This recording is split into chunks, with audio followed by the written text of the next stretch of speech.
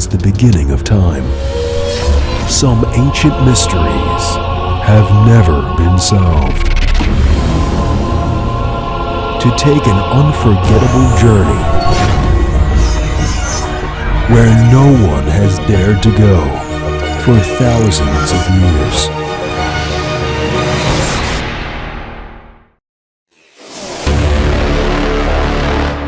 Secrets of the Dead. They are coming.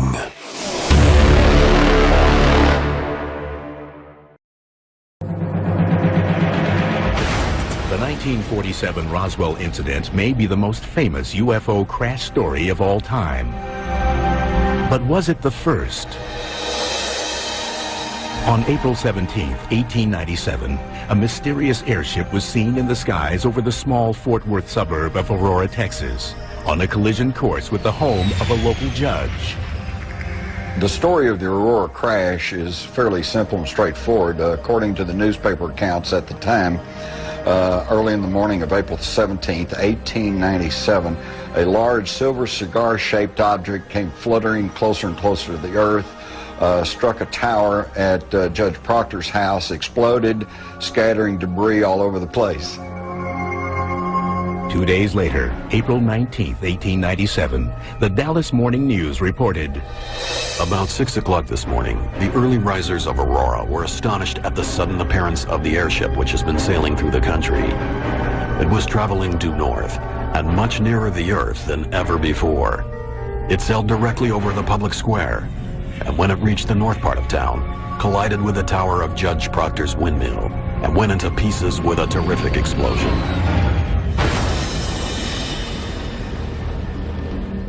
Scattering debris over several acres of ground, wrecking the windmill and water tank, and destroying the judge's flower garden.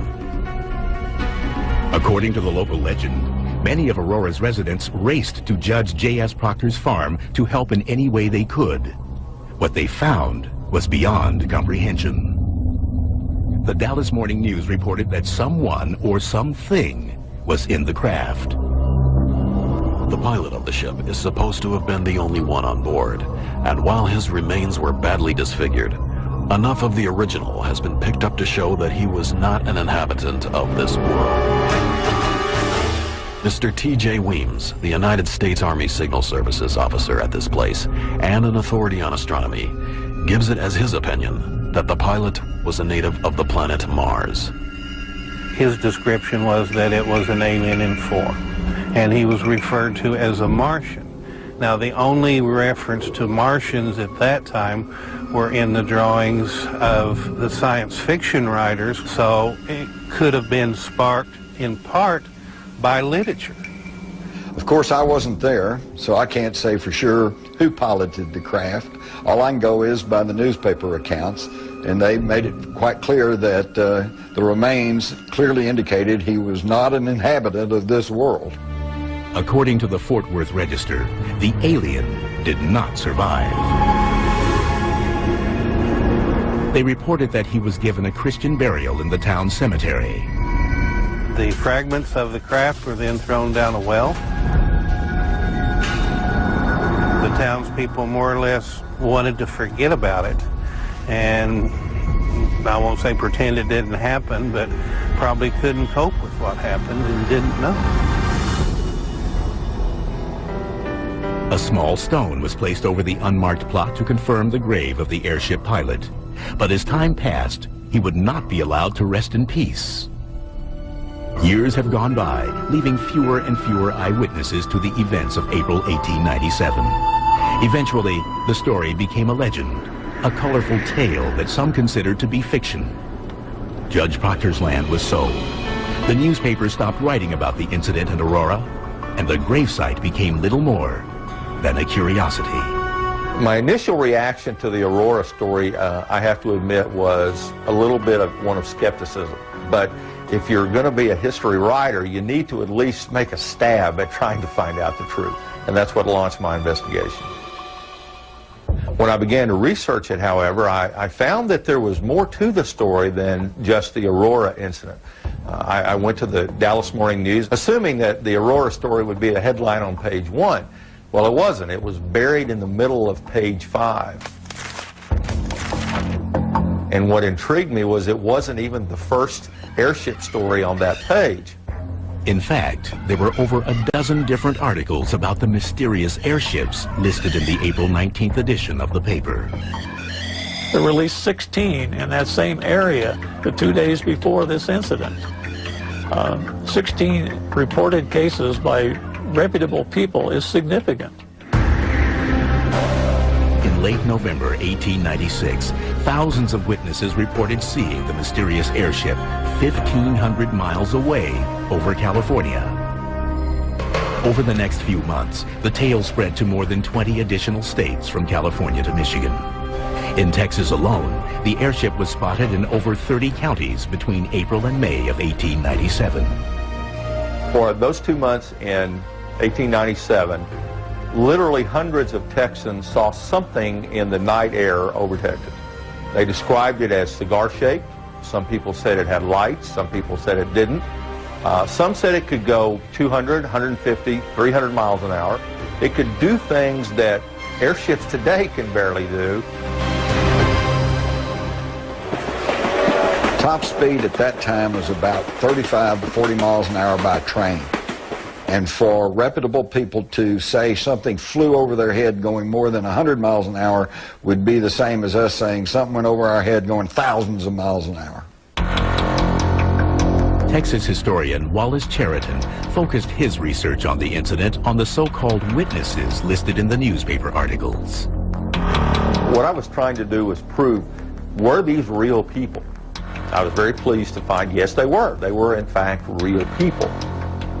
When I first heard the stories of the airships, that excited me. It wasn't a lone incident. People across the country were experiencing something. That gave it validity. What were they seeing? Why were they seeing it? I'm not sure that we'll ever know what they were seeing. What I am sure is they saw something. Could it have been a balloon? Perhaps.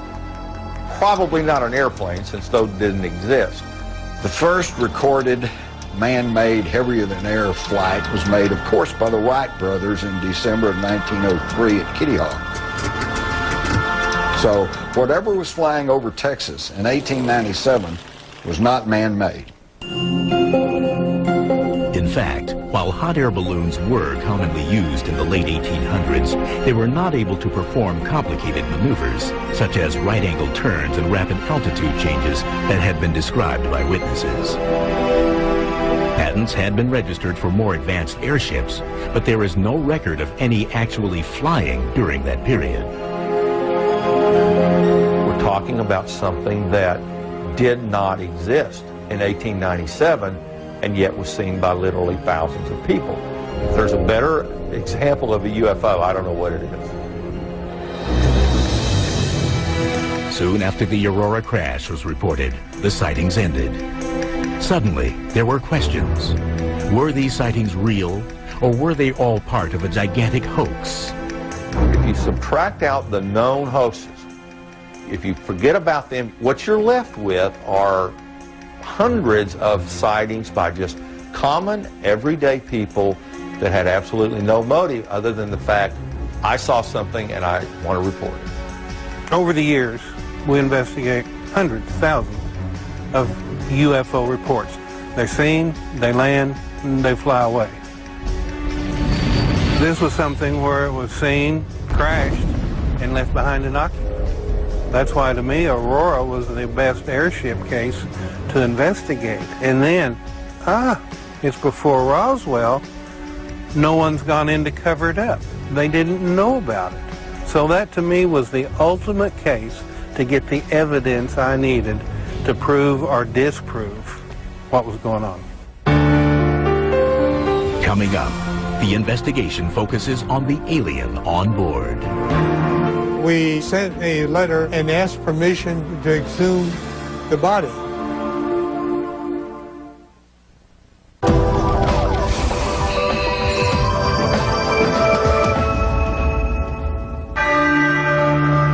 Aurora, Texas, 1897. 50 years before Roswell. Newspapers reported a major crash and a dead spaceman buried in the Aurora cemetery. But as time went by, the story was lost. Then, 70 years later, it resurfaced. Well, in 1973, Bill Case started writing articles for the Dallas Morning News, and that spread over the countryside. The interest jumped because, again, somebody was resurrecting the old Aurora crash in 1897. The legend was reborn. Ufologists across the country scrambled to uncover the truth behind the possible alien graveyard. Hayden Hughes, the founder of the International UFO Bureau, was among the first to arrive in Aurora. Aurora was the outstanding case to me because of the crash of one of the airships for study, and for the remains of a pilot to be studied or exhumed if he was buried. Aurora was different. There was a body, a supposed alien body. There's very few retrievable corpses or bodies associated with UFOs, but none that can be documented as well as the Aurora case. My belief in what the occupant pilot was what it was said, that it was the pilot of what the craft was. His description was that it was an alien in form. It was small in stature, which would confirm the type of creatures that are seen most frequently aboard UFOs. They are small in stature, childlike in size. The body, the crash site, the remnants of the airship. To Hughes, these had to be either the real thing or a hoax, and it was worth investigating.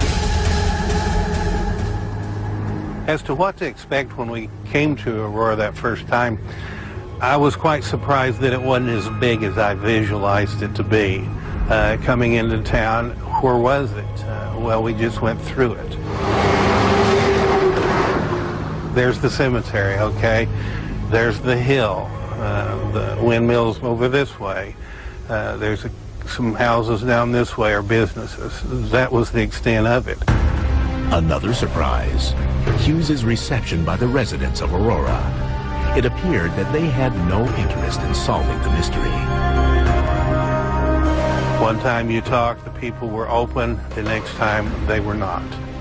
We were allowed in the cemetery on some occasions. On some occasions, we were barred and could not go in the cemetery. So the emotional level of the town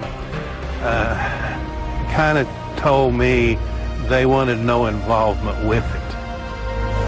I had gone from extreme excitement and the possibility of what we could get to a frustration in that it was like the town was against us from the beginning. Then Hughes and other UFO researchers in Aurora had a breakthrough, the discovery of first-hand accounts of the crash. The witnesses were less than perfect. Some memories had faded, others were incomplete, and eyewitnesses were now in their 80s. Ufologist Jim Mars was among the first to interview the residents. In 1973, I interviewed 3 people who were alive at the time. One, Robbie Hansen, said it was a hoax, but then by her own story, she was not a direct witness, had no direct knowledge of it. Her father was told about it, he laughed, thought it was a hoax, and that stuck in her mind. But then, Mars discovered 2 witnesses who contradicted Hansen and offered first-hand accounts of the actual crash. There's Mary Evans, who did recall that something crashed. Her parents went to look at the wreckage but would not let her go. So we have kind of an indirect witness there who says it did happen. And then we've got Charlie Stevens, who is a 10-year-old boy, was out doing the chores and actually told me he saw the thing go over. He said it was trailing smoke and it seemed to be in trouble. He saw it disappear towards Aurora, heard the explosion, saw smoke going up. He wanted to go up and see what had happened, but his father, this old farmer in 1897, said, "No, son, we have to finish the chores." And he said his father went up into town the next day and came back and told him about all the wreckage that was lying around. So the preponderance of the eyewitness testimony leans towards something happened. In addition to eyewitness accounts, researchers located one man who added a new twist to the investigation. Aurora resident Brawley Oates, who suffered from an extreme case of rheumatoid arthritis, believed his debilitating health condition was somehow connected to the Aurora legend. Brawley Oates lived at the site of the crash. I believe he moved there in 1945. And when he moved there, he had the well cleaned out because it had all this metal stuff and debris down in it. And he needed to use it for water. Oates believes that the water in that well that he and his family drank for about 12 years affected their health drastically. In fact, he developed some of the worst arthritis conditions in his hands and other things that anybody has seen. I don't see how a person could survive or could walk or could function in any way. And basically it was, they would either swell up so big that they would burst. And at times probably bigger than golf balls on your fingers. And he claimed that it was from maybe the water from the well that they used. That's the way he told it. Brawley Oates told me that it was because of radiation from the well where people had thrown pieces of this Aurora spaceship.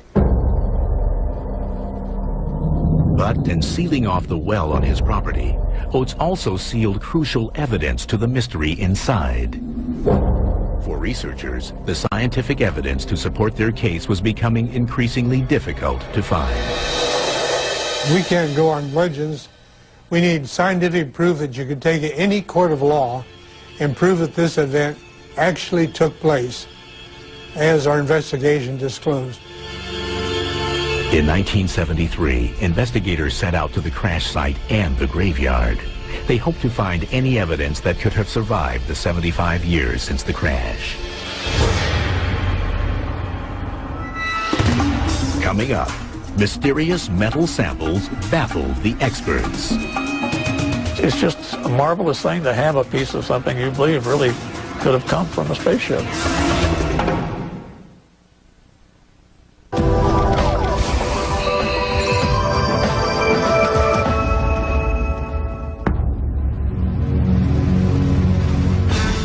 In the 1973 investigation, researchers found witnesses that authenticated an airship crash in April 1897.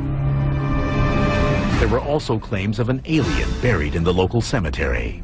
But even with personal testimonies, ufologists realized that they needed scientific evidence.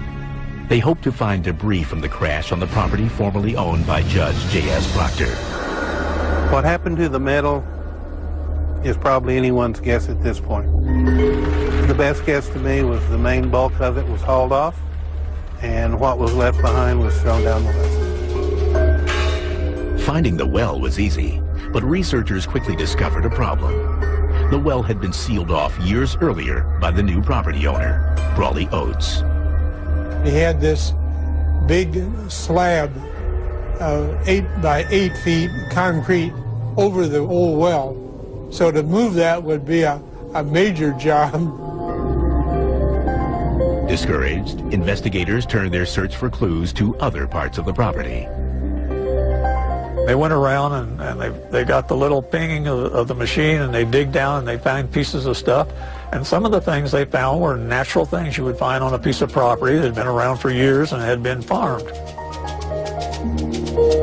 Nails, bolts, and many other identifiable items were dug up at the crash site. But then, something caught their attention. One of the fellows from Corpus Christi, Texas, found a piece that was very significant that MUFON has actually had analyzed by John Schuessler.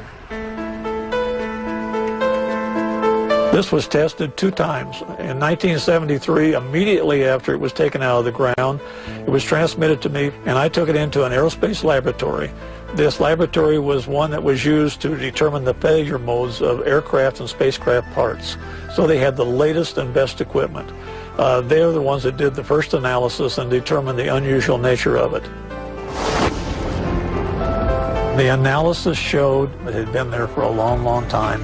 And then when you cut into the metal, they were 95% pure aluminum and 5% iron. 5% iron in solution in aluminum is a no-no. It doesn't mix that way. It's like less than 1% normally. And when there is iron, there's usually zinc or other materials. There was none of that in this case. Although the major aerospace laboratory that initially tested the sample has asked to remain anonymous for this program, Schuessler verified the results with the Nastis laboratories in Houston, Texas. According to Schuessler, both laboratories reached the same conclusion. Intrigued, he had the laboratories continue their tests on the sample to further determine the object's origin. The stories were that this thing exploded. It blew molten material out of this vast explosion mess, and that material hit things and dried and cooled. Well, the structural analysis of the material showed that it was air-cooled on the ground after it had been molten in the air. So the structure was perfect to fit the story. Has Schuessler uncovered the smoking gun to the Aurora crash? The material found and analyzed in 1973 couldn't have been made at that time on that farm or in the town of Aurora or anywhere around there, but it had to have been made in a very sophisticated laboratory using ultra-pure refining techniques. It's just a marvelous thing to have a piece of something you believe really could have come from a spaceship. Newspapers were quick to jump on the story of the new investigations into the airship crash, and as a result, the accuracy of the reporting suffered. Such was the case with a different sample sent to Dr. Tom Gray, now a professor emeritus at Kansas State University. One day there was a knock at my door, and a gentleman came in, and he had in his possession pieces that he had found at the reported site of the spaceship crash in 1897. Dr. Gray's colleague asked him to analyze the samples to determine if this was a piece of the Aurora spaceship. What you are looking at is the actual artifact that was tested. I showed this piece to my father-in-law a few days after I had done the analysis, and his first comment to me was, "Where did you get that water pump impeller?" And so I kind of knew that that didn't come from a spaceship for sure. Once he determined the first sample's mundane origin, Dr. Gray began testing the two remaining metal strips.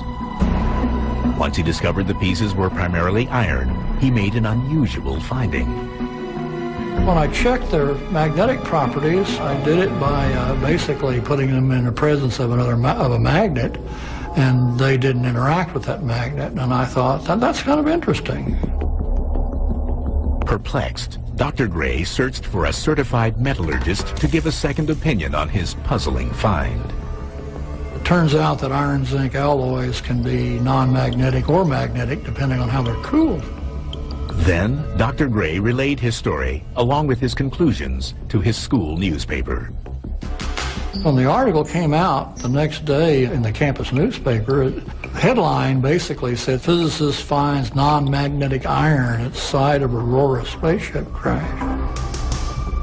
There wasn't one word in that article at all about the fact that I needed to talk to the metallurgist to find out what these properties were. And of course, then the cat was out of the bag, so to speak. As a result, Dr. Gray, his findings, and the piece of the Aurora spaceship became a part of the legend. But this part of the saga was misrepresented. Newspapers sometimes are in the business of reporting what they see as the news. That's not necessarily really what the news is. The real truth of the matter is, those materials were the kind of things you would have expected to find in a farmyard in Aurora, Texas. Having gleaned all the evidence they could from the crash site, investigators now shifted their focus toward the Aurora Cemetery. People said there was a body that was blown out of the craft and it was badly mangled. And the story was they gave it a Christian burial in the local cemetery. We were trying to determine what was the oldest part of the cemetery. that was our logical place to start looking first. They wandered around looking, and one of the local people said, those people aren't looking in the right place. You got to look for this 100-year-old gnarled oak tree. It's got a big beehive in it. So our investigators went there, and they found this small stone that looked like it had an etching of some kind of an airship. Believing that they had finally found the spaceman's grave, investigators for the Mutual UFO Network, or MUFON, made another startling discovery. And when they went to the grave site where this piece of stone was, they got the same decibel reading on their metal detector that they did from where they picked the material up from the ground. Walter Andrus, former international director of MUFON, believes there is a connection between the samples located at the crash site and what was reading inside the grave. The fact that they detected metal down in this grave indicated that someone must have buried, along with the body, some of the metal fragments from the crash site, which gives it more importance because it ties the two together. To find out if there was something there, we sent a certified letter to each of the members of the Cemetery Association in Aurora and asked permission to exhume the body. But it was fairly impossible to do that because the Cemetery Association was dead set against it, and they were getting an injunction to stop it. And in fact, the day that everybody wanted to descend on the cemetery, they asked the sheriff of Wise County to put some deputies out there, and he did. He said, we don't want people coming into the cemetery and digging all over because we're very proud of what we have here, and we don't want to see a lot of excavation going on looking for a body. Well, it's frustrating because if we could found that, this would be one of the bigger events, and we would top off this whole investigation by coming up with an alien body. After 2 weeks, the patrols ended, and MUFON investigators suffered a crushing blow to their research effort. When we were able to get back to the grave site, the marker was gone. We don't know who took it or how. Then, another blow. Someone had driven a 3-inch pipe down into the earth there and apparently pulled the metal up in this 3-inch pipe. One of our MUFON investigators checked it and did not find any trace of metal with his metal detector. What could have been evidence to authenticate the Aurora UFO mystery was gone. Coming up, skeptics fight back. Other explanations to the Aurora legend are far from being out of this world. In Texas, we have an old saying that never let the truth stand in the way of a good story.